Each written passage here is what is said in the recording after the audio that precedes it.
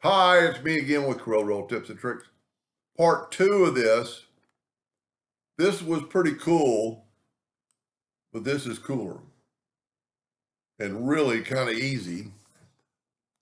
So we're going to get this one out of the way, and we're going to bring in our, if you didn't watch part 1 of how to get to here, and you have to, let me see what my nudge factor is.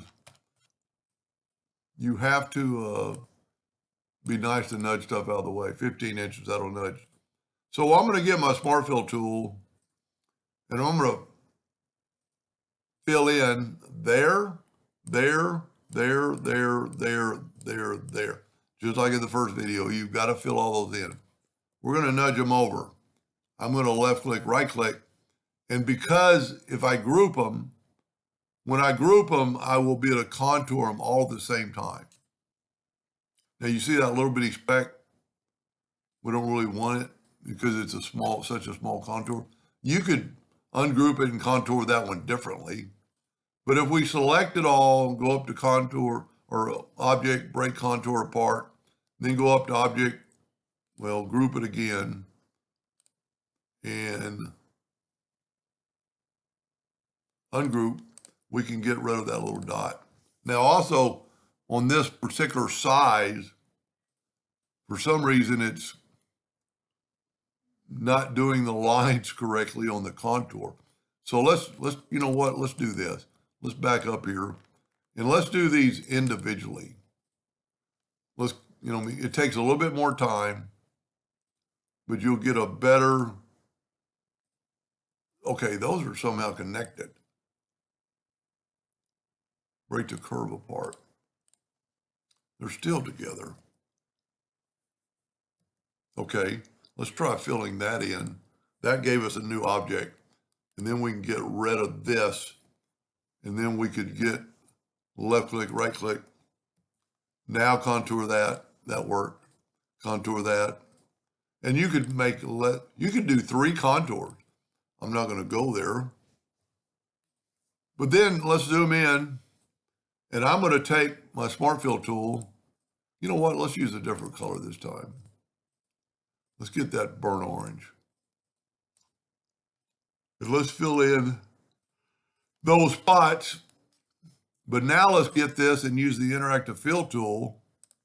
Swipe across it and get elliptical. Try to put that in the middle. And you could leave it white. Let's try yellow.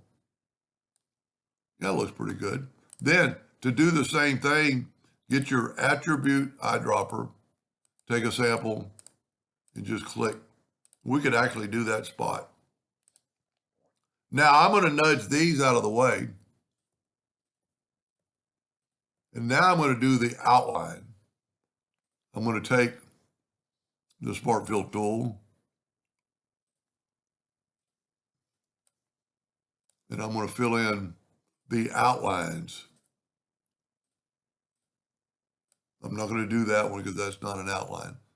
Then I'm going to take this one and get my interactive fill tool. And I don't really know what to do. I'm going to put a little yellow. And then I can use my attribute eyedropper to copy that same. See, it's taking a sample. It's a little bit harder to hit the outline. You see that little pale with a dot? When you're off, it's a no dot. We don't need to do that, so I'm going to get rid of that. I'm going to take away the outline. I'm going to select these back and put them over. I'm going to Control G to group them. I'm going to nudge them back over the center of the page, and I'm going to get rid of that. Control G to group, Control D to duplicate, Alternate C to rotate that 22.5 degrees. And look at that. Now we're going to have quite possibly some white in the center where I did not fill in the little bitty spots, and we do. You could cure that by taking a orange circle, hitting P, object, order, back a page. You see now we got that fill shows through. That's a pretty interesting graphic. Let's see what happens when we put a black box around it, see if it makes it stand out. There you go. Hope that gave you an idea or two, and thank you for watching.